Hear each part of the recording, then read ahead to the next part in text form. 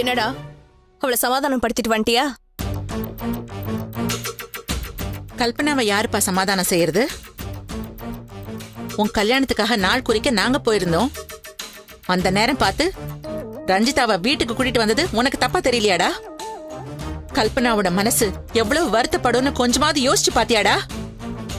மா, அத பத்தி நான் யோசிக்கிற நிலைமையிலே நான் இல்லம்மா.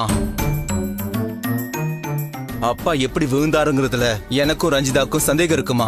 அவர் தானா வேலை, யாரோ அவரை தள்ளி விட்டு தான் விழுந்திருக்காரு. அதை கிளியர் பண்றதுக்காக தான் நான் ரஞ்சிதாவை இங்க கூட்டு வந்தேன். இத்தனை நாள் இல்லாத சந்தேகம் உனக்கு எப்படி திடீர்னு வந்துச்சு?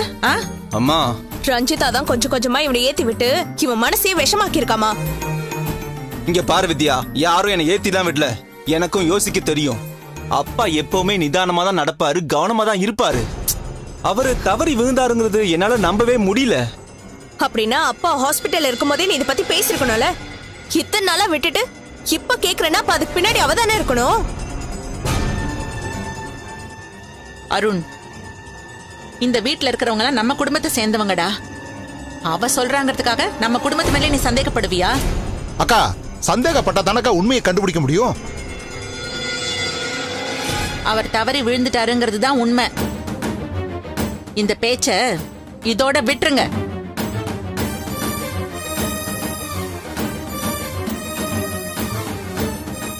அவ விட மாட்டாமா.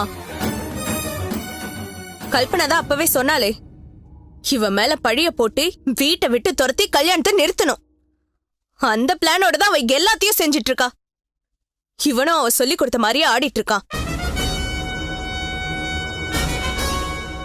இன்னும் 2 நாள்ல இந்த கல்யாணம் முடிஞ்சிட்டா அதுக்கப்புறம் அவளோட ஆட்டம் தானா அடங்கிடும். மா, அருண்!